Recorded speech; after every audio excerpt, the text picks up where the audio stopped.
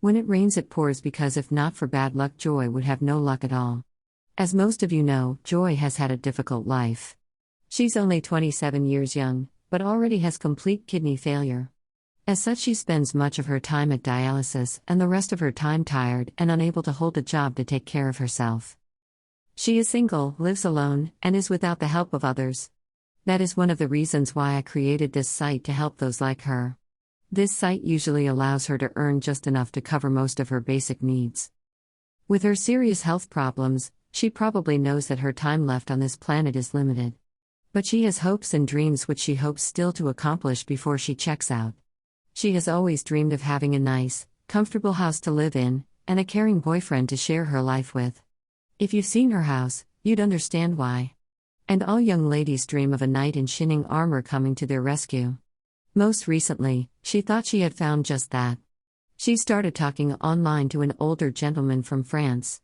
Things moved quickly and he arranged a long holiday to come meet her and kickstart their perfect life together. No sooner than she had finally started earning a little money at this site did she cut back posting and engaging with the users of this site. I warned her not to abandon the little progress she had made here as he hadn't put a ring on her finger just yet.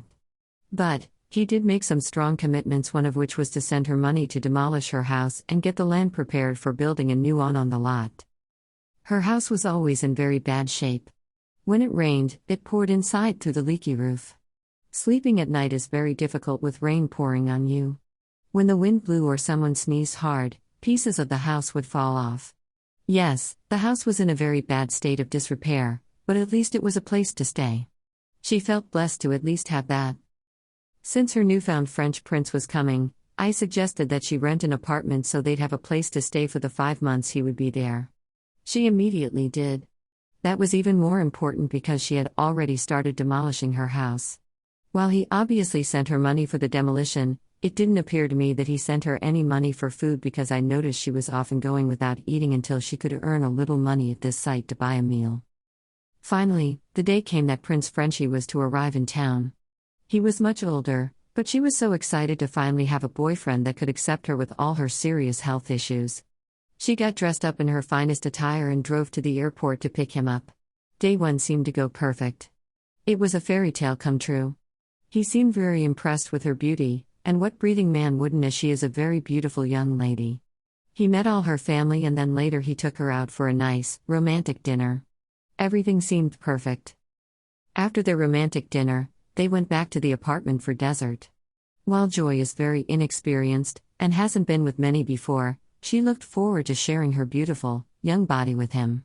He was much older, so he had some difficulties, but she was patient and did her very best to make sure it was a special night. The next day, he suggested she go visit friends and family by herself as he was going to spend time doing other things separately from her. She didn't want to leave him alone, but she reluctantly went. Later, she returned to the apartment to find his bags packed and him asking to be rushed to the airport. There was an urgent family emergency in his country and he had to return immediately to France. Sad and worried, she took him to the airport. He boarded a flight and said he'd call her when he got to his first stop in Bangkok. She stayed up waiting for his phone call, but no calls came in. She contacted me wanting to know what she should do as she worried something bad must have happened to him. She even tried contacting him on Facebook Messenger and Line only to discover that she had been blocked from contacting him. Of course, that must be some type of mistake.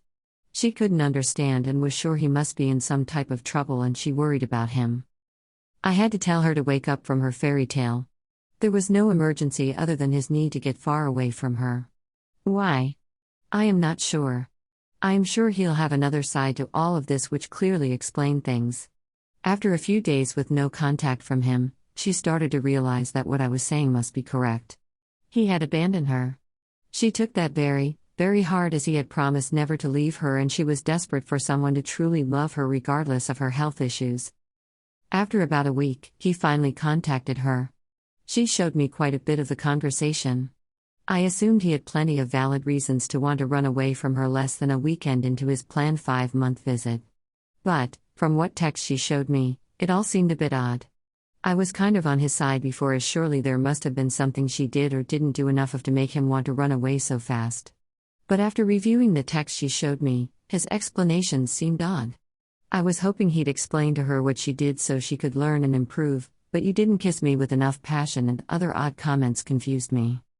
So, just a couple of weeks ago, Joy was poor, had serious health problems, and a dilapidated house with a leaky roof. Now she has one less problem, as her roof isn't leaking anymore. Sucks being homeless though.